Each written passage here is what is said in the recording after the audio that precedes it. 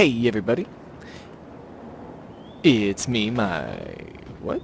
It's me, my friends. uh, hey everybody, howdy YouTube, and everybody. It's me, your favorite Giraffe Factory, and I'm back here with some more Monster Hunter. So, Monster Hunter 3 Ultimate, it's out. This is episode 2. We are still gazing at the beautiful clouds. It's just a beautiful day out here. Last episode we rambled a lot, and walked through some incredibly basic stuff, and it still took forever. So sorry everybody, but like I said, it is worth the wait. Just maybe after this episode we'll actually get hunting something. I'm just joking. Maybe today. Today I think this episode should have something hunting related at least. Last episode we met Junior, in addition to the entire Moga village, the deserted island dwellers. If you look through that gate down there, you can see their village. Yeah, so Junior told me to go on home and he'd meet me there. Let's go find him. Woo!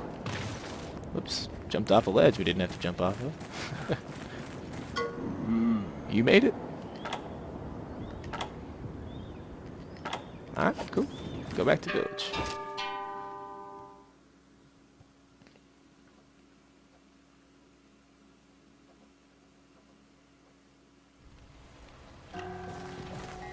Alright, we're back here. I think, yep, there he is. He's quick, man.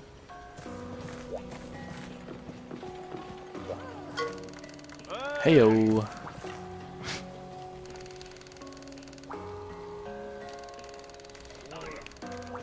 Yep. Need serious quote-unquote resources, if you know what I mean.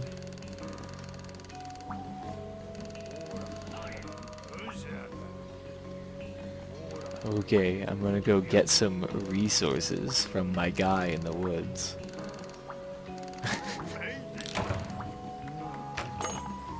Okay, cool.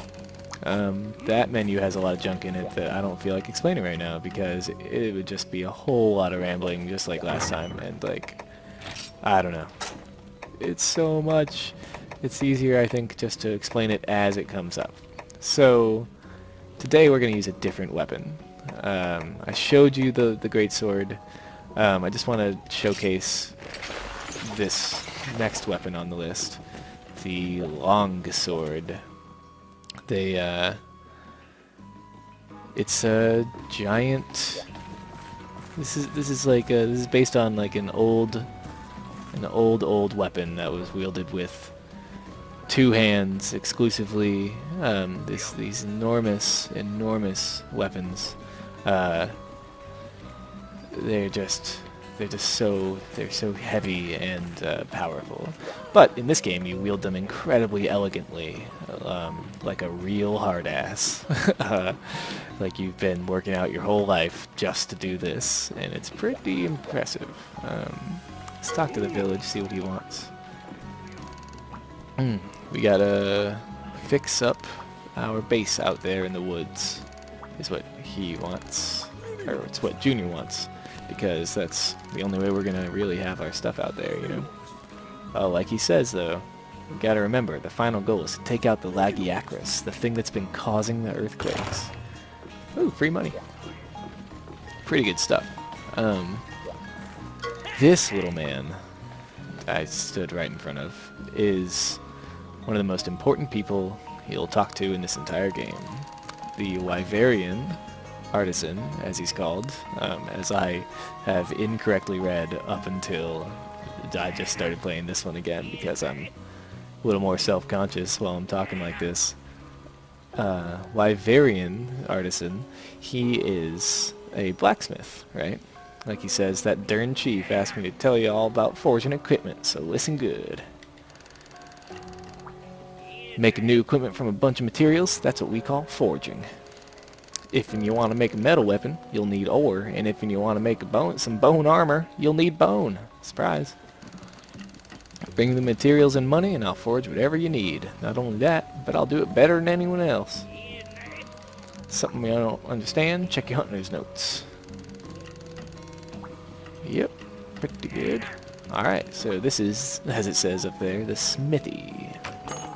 You make your weapons and armors here. Your weapons and armors are the most important thing in the entire game, other than your skill, I suppose.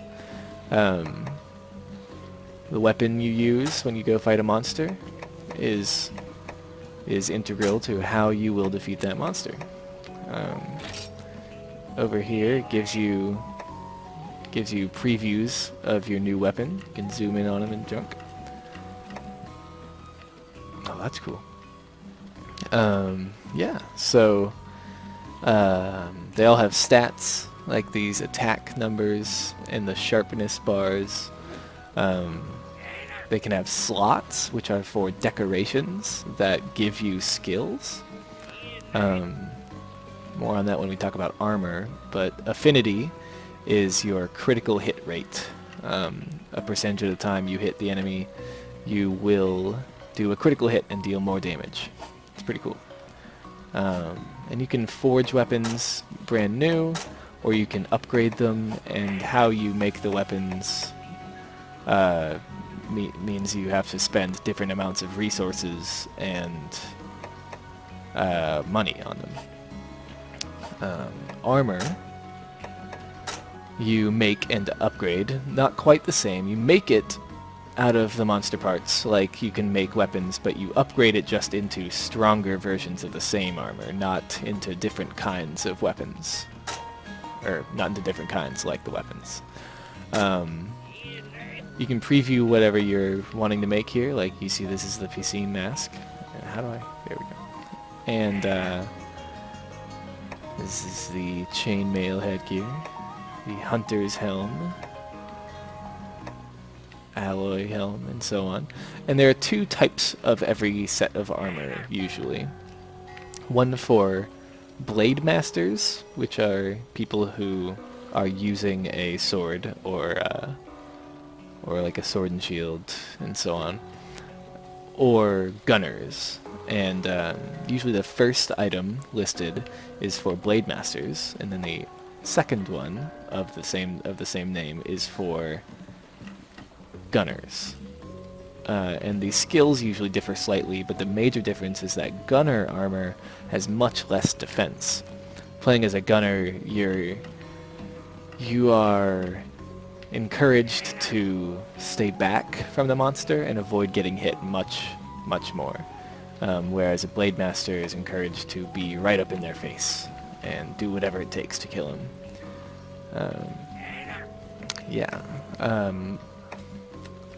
These also, armors are one of the most important parts of the game as well, because you can have skills on them. It says here that top box lists what I'm wearing right now, and the bottom box lists what I will get when I put on this piece of armor. And these are just for the pieces. So you have to think in terms of the whole set, though, because just +2 of something doesn't mean much. You have to get to +10 or +15 sometimes to get certain skills to work.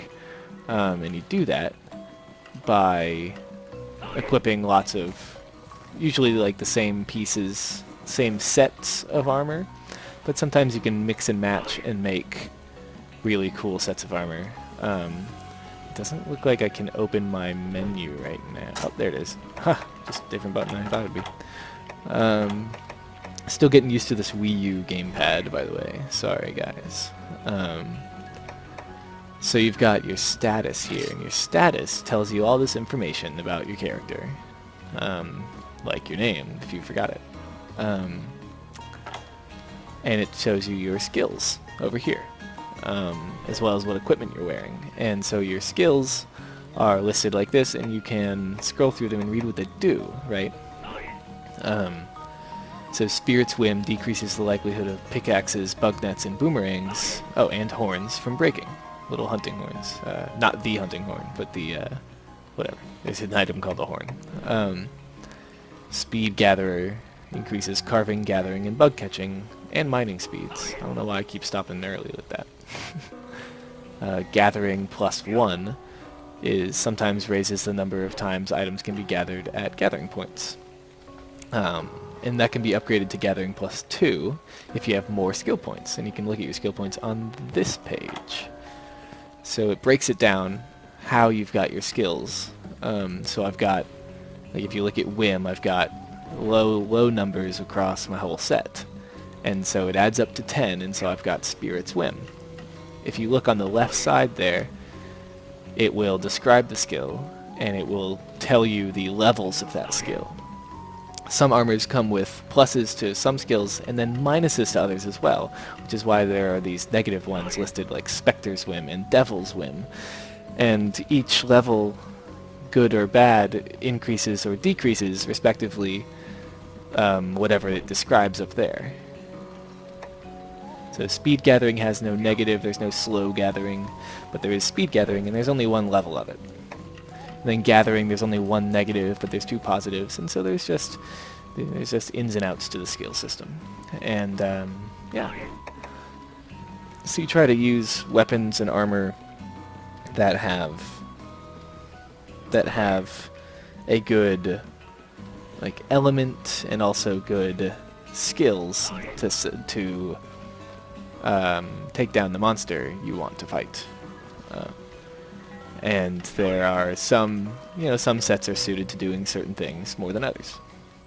And it's, but you could just dress up, if you wanted to, you could just dress however you think is cool. Which is fun, very fun. There is, oops, oh, yeah, there we go.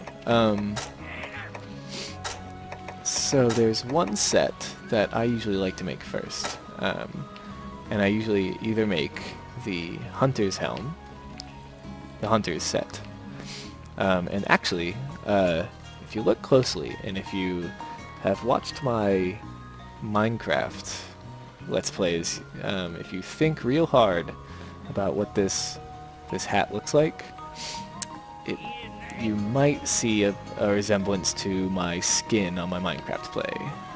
Take a look next time you're over there if you have any interest in that. I am wearing a skin to look like the hunter's outfit. It's pretty cool stuff. Anyway, so I want to make this outfit first, I think. I'll probably end up doing that. Because it has Ranger and Psychic. The Poison Down is not too much stuff.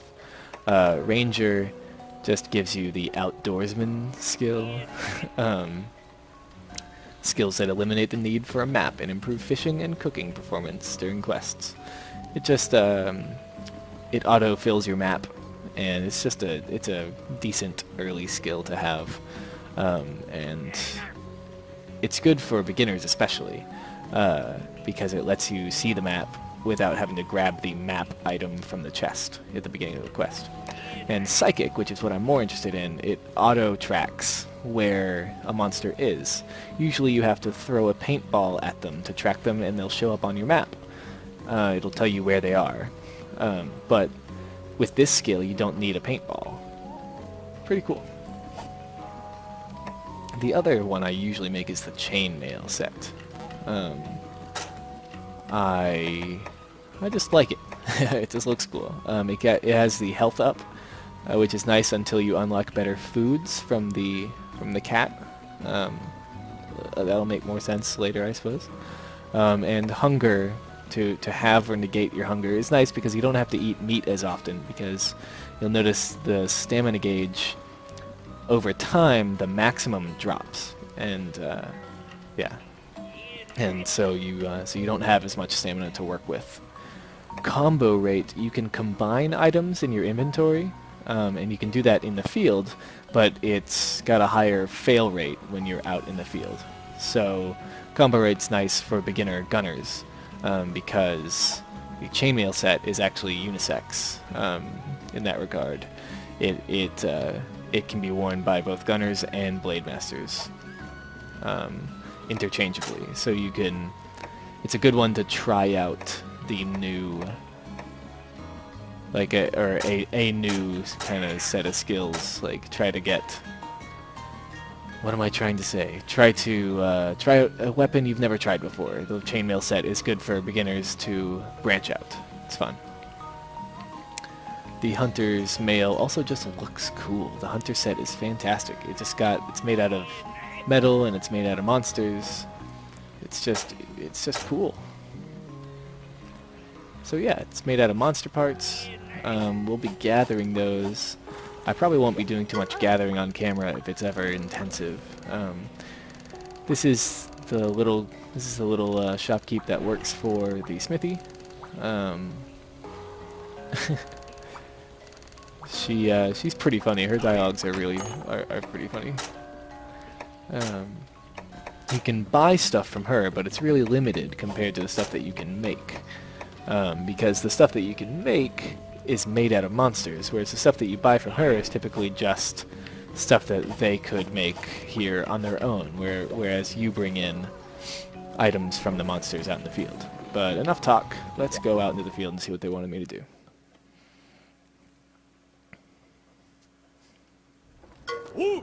Hey, what's up, Junior? Oh, sorry. Get some resources. Area 6. You'll see on the map. They're not labeled necessarily in any order. They're just labeled so that you know which spot on the map they're talking about whenever they talk like this. And it's good for communication between hunters when you're talking about what quest you're going on, trying to make a plan, you know. It's also good for just sharing information, just in general. Hey, look. It happens to all of us. It's okay. Our stamina gauge shrinks with age. Ooh, a well-done steak.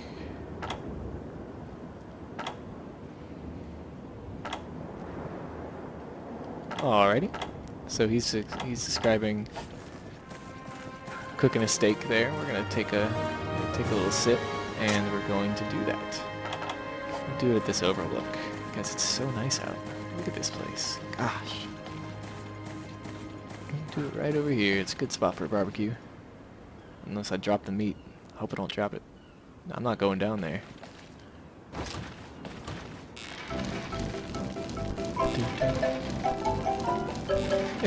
I love this song.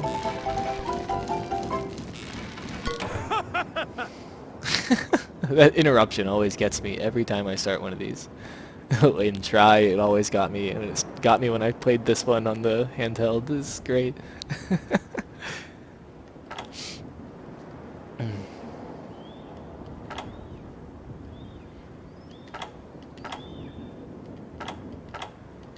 So tasty!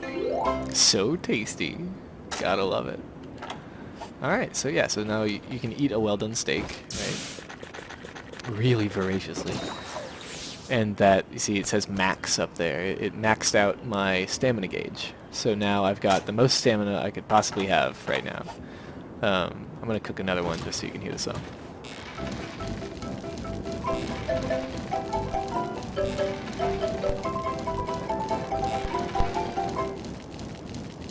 So tasty! I love that song. You get to hear that song a lot as you play this game. Luckily, later you get an upgrade to your barbecue spit. I won't tell you what it is, but it's much better. Oh? And your hunter's notes. Hunter's notes. A wealth of useful information about hunting. Monster list. No data. What a... Oh, right. We have to gather that data by buying books in this game. When you've got the books, you can go to your hunter's notes, and it'll tell you gives a little blurb about what that monster is and what it does. See those little bugs flying around? It's cool.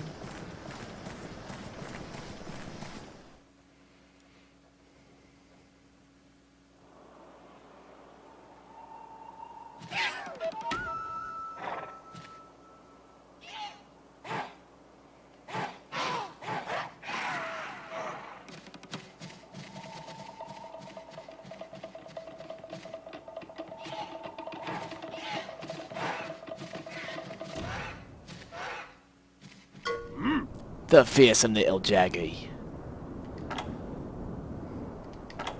They're a great source of resources. They'll bite back.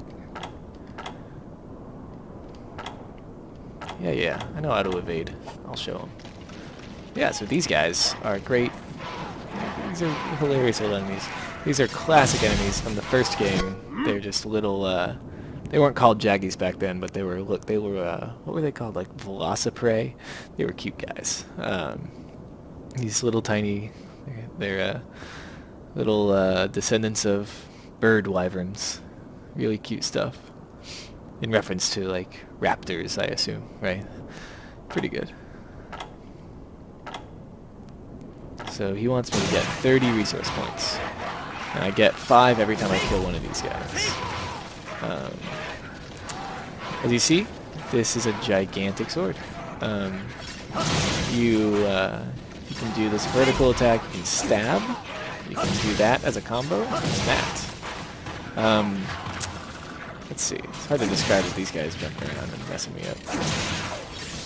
Get out of here. Alright. So, you've got that, and you can, so you can draw with the vertical stuff. There's no blocking. The greatsword had blocking, but this doesn't.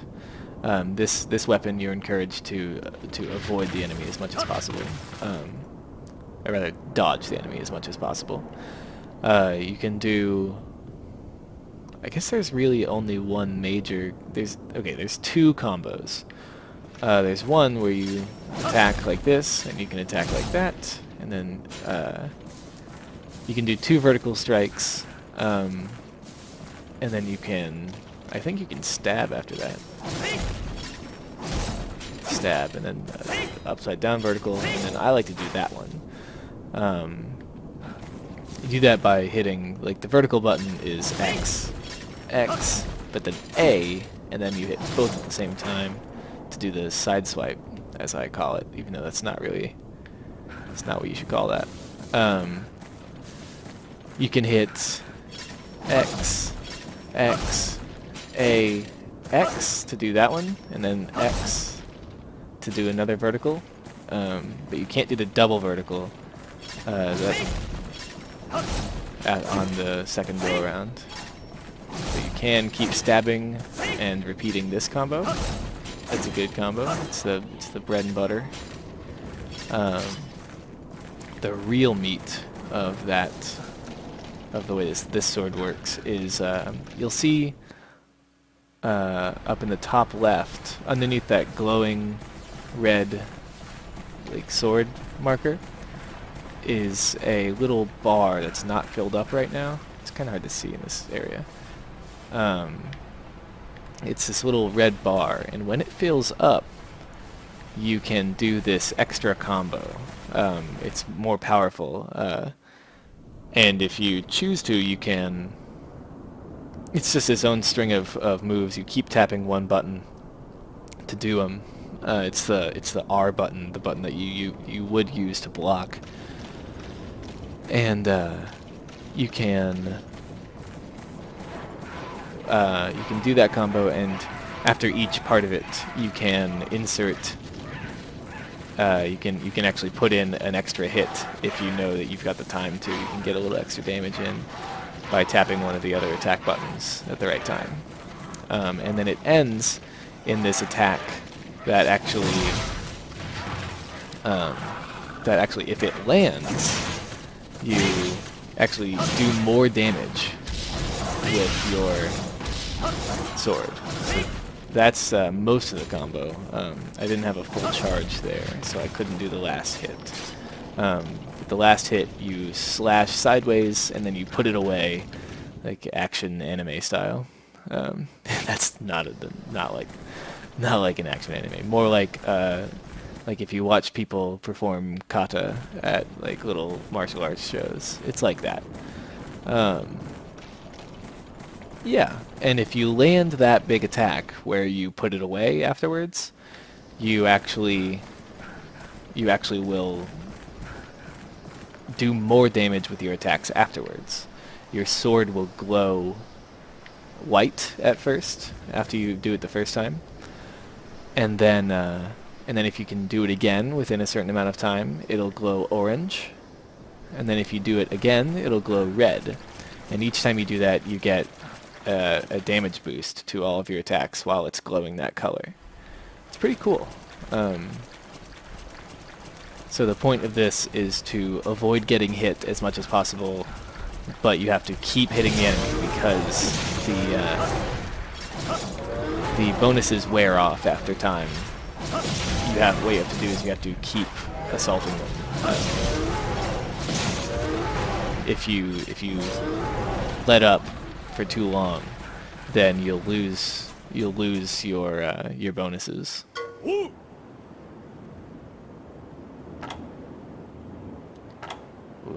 Okay. Yeah, good. Let's see here. Well, it looks like. So, well, we got to some pretend hunting, like I said. I'm sorry though. This video is looking like it's about time to end. It's a good place to stop as any. Next time I'm actually going to be. Let's see. Yeah, we'll just be doing the next spot. Why don't we go? I'll show you where you save. Sorry. It's not quite over. Don't go yet. Don't go yet. Sorry, guys. Let's look at what they have to say back in the village real quick, and then I'll show you where like the saving happens, and then I'm gonna have to shut it off for this episode. Okay, they don't have much to say in here. So first, before they interrupt us, you go into your house and you talk to your bed. Food boosts will not be saved. Food boosts, you get them from talking to a little kitty. But anyway, that's how you save. You take a little nap. And with that, I think I'm going to go take a nap too. So thanks for watching, YouTube. I'll see you next time with some more Monster Hunter.